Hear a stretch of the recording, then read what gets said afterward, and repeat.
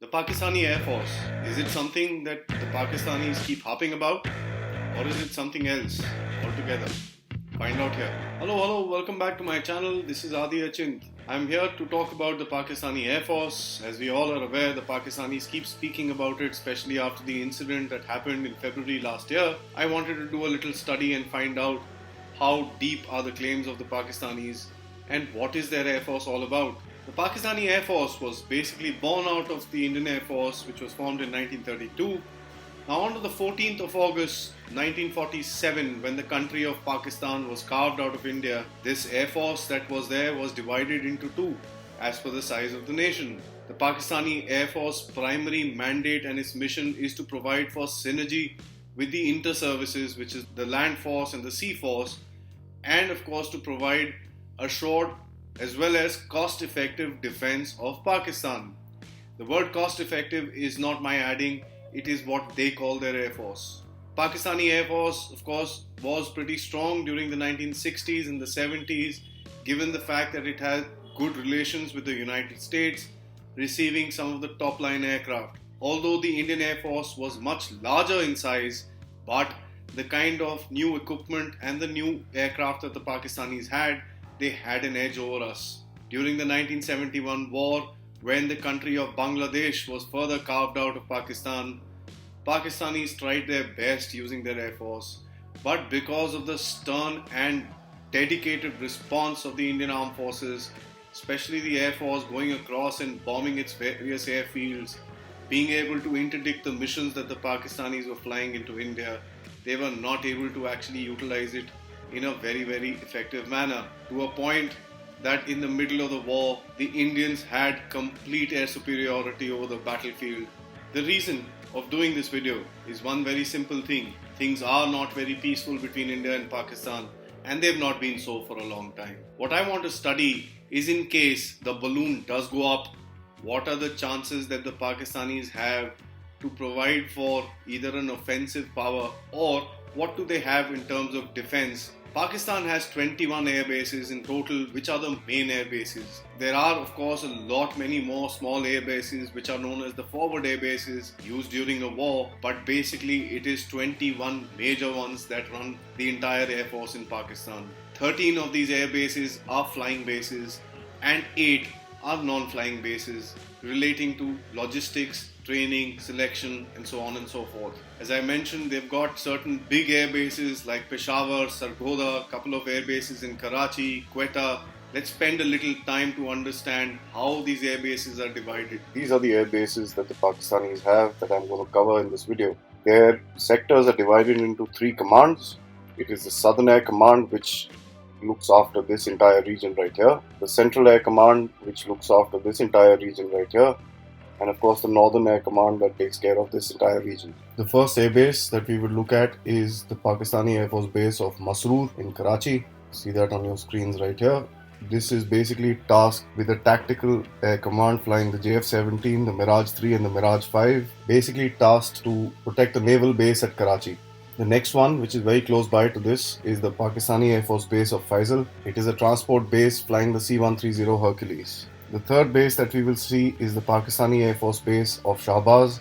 It's flying the F-16, C and D, and of course the A and B, and it's got one odd helicopter unit along with a couple of transport aircraft that I'm sure you can see on your screens. These are all the bomb-proof bunkers that the Pakistanis have built up all around the runway. The next one I'd like to show you within the Southern Air Command is the Pakistani Air Force base of Samugli. This is in Quetta. This is an air superiority Air Force base which is flying the F-7 and the JF-17 Thunder, apart from one helicopter squadron. The last one that we will see is the Pakistani Air Force base of Bhalari, which is in Sindh. Of course, you can see it's a desert. This is all their establishment, their anti-aircraft establishment right here. Moving on to the Central Air Command, we will go to the biggest air base that the Pakistanis have, the PAF Mushaf in Sargodha. It's a large tactical air base flying the F-16s, the Mirage 5s, the F-7s and the JF-17 Thunders. Basically, they've got a squadron of all the kinds of aircraft that the Pakistanis have. The second air base that we will talk about is the PAF base in Rafiki. This is very close to the town of Shortcourt and is attack squadron flying the Mirage 3s and the Mirage 5s. This airbase is the second airbase in the Central Air Command, and as I mentioned, Central Air Command has only two major air bases that the Pakistanis have. Moving on to the Northern Air Command, we will look at the PAF base at Peshawar. There's a very famous Canberra raid that took place on the airbase of Peshawar, which was one of the longest raids. I've made a video on this, request you to kindly check it out. Those guys came in and destroyed the entire infrastructure along the line of the runway, apart from hitting out a lot of the aircraft that were parked on the ground itself.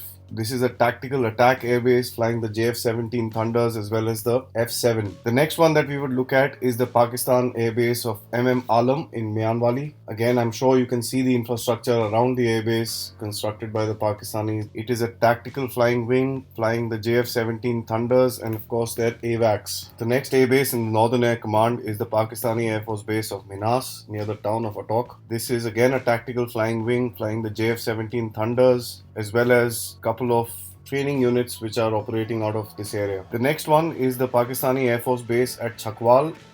This is a big airbase, not really operational right now, but the Pakistanis have pretty good infrastructure, as I'm sure you can see around this entire area. And the last airbase in the Northern Air Command that I'd like to show you is the Pakistani Air Force base of Noor Khan in the town of Rawalpindi. It is a transport flying wing which flying the C-130 Hercules for the Pakistanis as well as the IL-78 tankers. Now, after having a look at the airfields, the next thing that I'd like to show you is what kind of combat aircraft does Pakistan fly. Let's start with the first, which is the Chengdu J7. It is a Chinese version of a MiG-21. Although claimed to be produced under a license with the Russians, the Pakistanis have about 135 of them in service. Of course, they're aging aircraft, and if we have problems with our MiG-21s today, you can only imagine what a Chinese copy of the same aircraft would be. The second aircraft I'd like to talk to you about is the Mirage III. The Mirage IIIs are French aircraft, are tactical bomber aircraft. They have about 87 of these aircraft. These aircraft were built by the French somewhere in the 60s and sold to other countries who sold it to Pakistan in turn. A few numbers were bought directly from France. The next one is a close cousin of the Mirage III, which is the Mirage V. It is actually an upgraded Mirage III with a larger engine, a little bit larger fuselage, and of course a little more carrying capacity of bombs. Some of these aircraft were bought second-hand from the Australian Air Force, and the Pakistanis have about 92 of these. These aircraft came into Pakistani Air Force somewhere in the 70s, and Pakistanis have tried hard, of course with a lot of French help, to keep them flying to this day. The next one is of course the much in news, the JF-17 Thunder. Having 107 of these, the Pakistanis basically fly two versions of this aircraft. I've also made a detailed video about the JF-17 Thunder. Please do check it out. I will paste a link in the description of this video. I'd request you to have a look as to what the frontline fighter of the Pakistanis have to offer. Moving on, the Pakistanis also fly about 75-76 of the F-16s. Now I'm saying 76, you can minus out two of them. One actually crashed during the Pakistani National Day while preparing for an aerobatic display, the videos of which I'm sure all of us have seen online. And of course the second one I can proudly say was brought down by the Indians. Now the F-16 that the Pakistanis fly today are the ones that were bought from the US and other countries that were flying the F-16s somewhere in the 80s. If you're actually thinking that the Pakistanis have the F-16s that the United States Air Force flies today, that is not the case. 30 of these F-16s were taken up from the Dutch, which are the Block D. Block D is the twin crew aircraft. Due to the addition of the second crew, the aircraft has a little bit of less equipment and systems as the regular F-16. So out of 76, 30 of these are Block D, and the rest of them are Block A and B. These were the initial versions of the aircraft that were brought about and upgraded by the Americans. Of course, over a period of time, Pakistanis have slow and steady upgraded the avionics of this aircraft right up till the 1990s and the early 2000s, when the relationship between Pakistan and United States started going sour. The AWACS. Now the AWACS is Airborne Warning and Control System. The Pakistanis fly the Saab 2000, which is a very good aircraft made out of Sweden. It's a twin prop. It is fitted with an ERI radar, and the Pakistanis have about 4 of them. Pakistanis also fly the Shaanxi Y8. It is a Chinese-built medium-lift transport aircraft fitted with AWACS systems. This particular Shaanxi Y8 is originally a copy of the AN-12, which is no more in operations with the Russians themselves. The Chinese had copied them way back in the 80s and the early 90s. The Pakistanis have about 4 of these as well. As far as the electronic warfare aircraft is concerned, the Pakistanis fly the Falcon 20. It is a French-built medium business jet fitted with electronic warfare systems for the Pakistanis to use. The Pakistanis have 2 of them. As far as the transport aircraft is concerned, they've got the C-130 Hercules, a brilliant aircraft from the United States, something India is also flying today. They've got 16 of them. It is a medium airlift capability aircraft, very good to land and take off from shorter airfields and unprepared airfields. The Saab 2000 also serves the Pakistanis in about 6 numbers as a medium airlift aircraft. The Pakistanis also have the CASA CN 235, which is a Spanish-built low to medium lift aircraft. It is a smaller version of the C-130. As you can probably see in the photograph, they've got 3 of them. Pakistanis, no force is complete without a small Chinese version of an aircraft that they would fly. The Pakistanis fly the Harbin 12. It is a small utility aircraft used mainly for transportation of manpower or VIPs.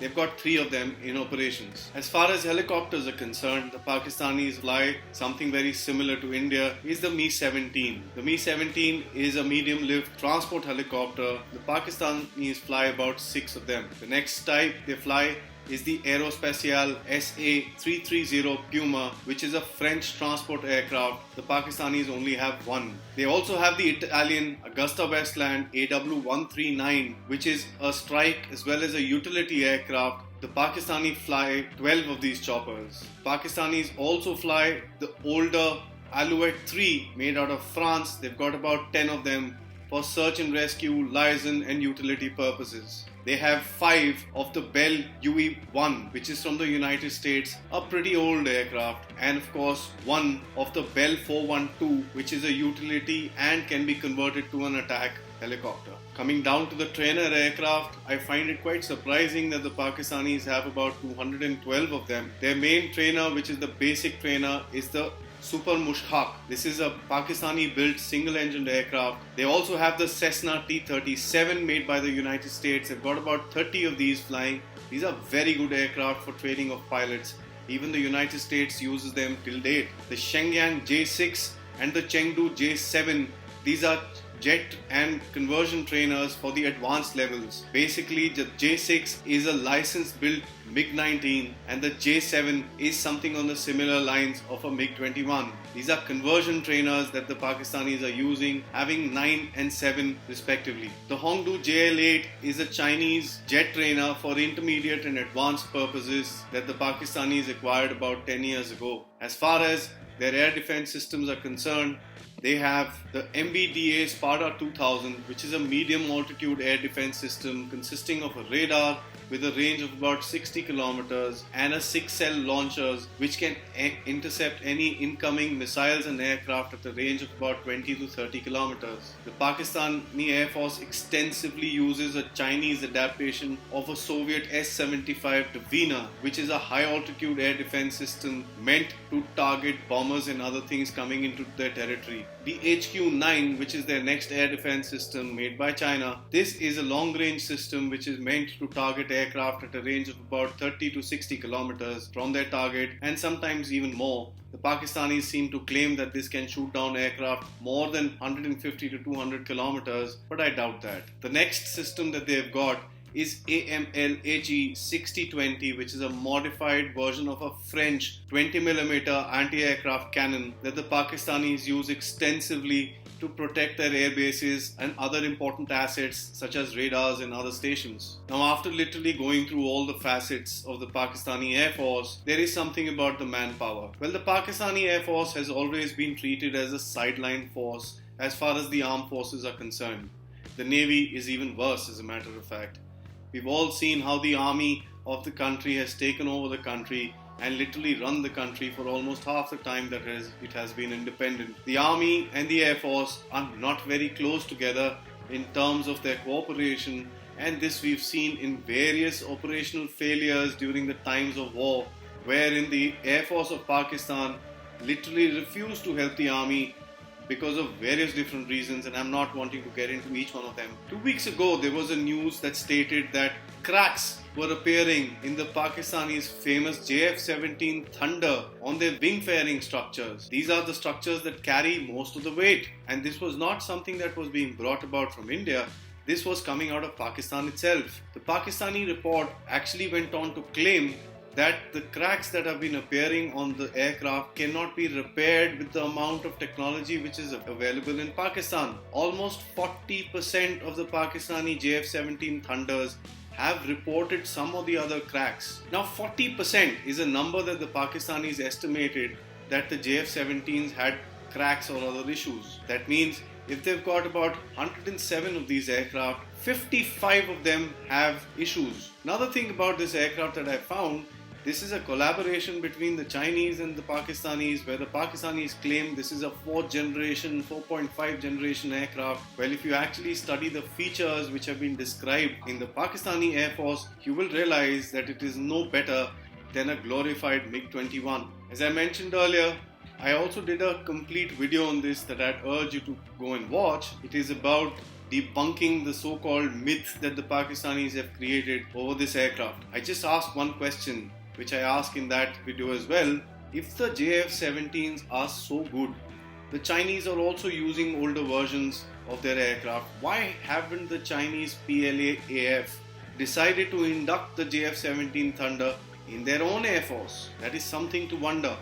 And if any of you have an answer to this, please do write in the comment or get in touch with me personally. I'd love to be enlightened. Now, further talking about their air fleet in Pakistan, France a couple of days ago has decided against helping the Pakistanis to keep its aging fleet of the Mirages 3 and 5, as well as to upgrade their air defense cannons, as I mentioned the Pakistanis are using, because of a fallout between the Pakistani big mouth Prime Minister Imran Khan, who could not keep his criticism in control of the French president post the dastardly attack that took place on a French school teacher.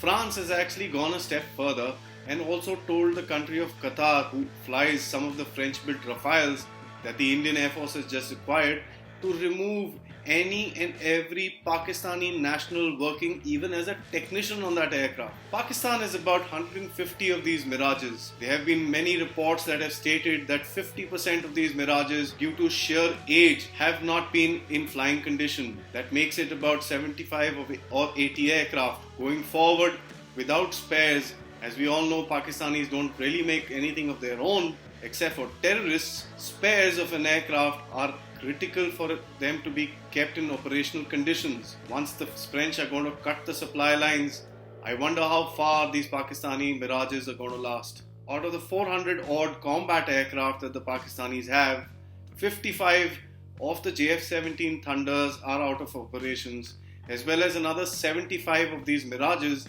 that are currently grounded. Well, I'm now going to say something good about the Pakistani establishment in terms of their Air Force. They did very well in terms of building infrastructure for the Pakistani Air Force. I'm sure you can see with the pictures that I've put out, and one can easily research on this on Google Earth, on the various air bases. They've got very good infrastructure to protect their aircraft against bombing raids. They have decent numbers of aircraft for the size of their country. They've built up various airfields and advanced landing grounds facing India in protection of their homeland. But they stepped into a big, huge minefield when the Pakistani Prime Minister, along with many other ministers, who went across opening their traps against France. As I mentioned, the JF-17 Thunder, the Mirages, and of course the F-16s that the Pakistanis keep throwing into India's face have their own issues.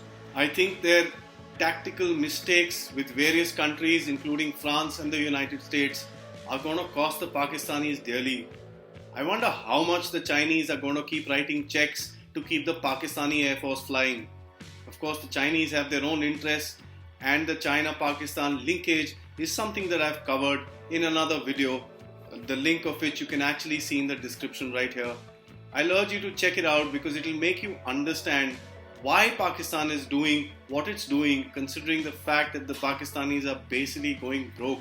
I would like to know your opinion. Do comment in the comment section and let me know what you think. Before I end this video, I'd like to thank you for watching this.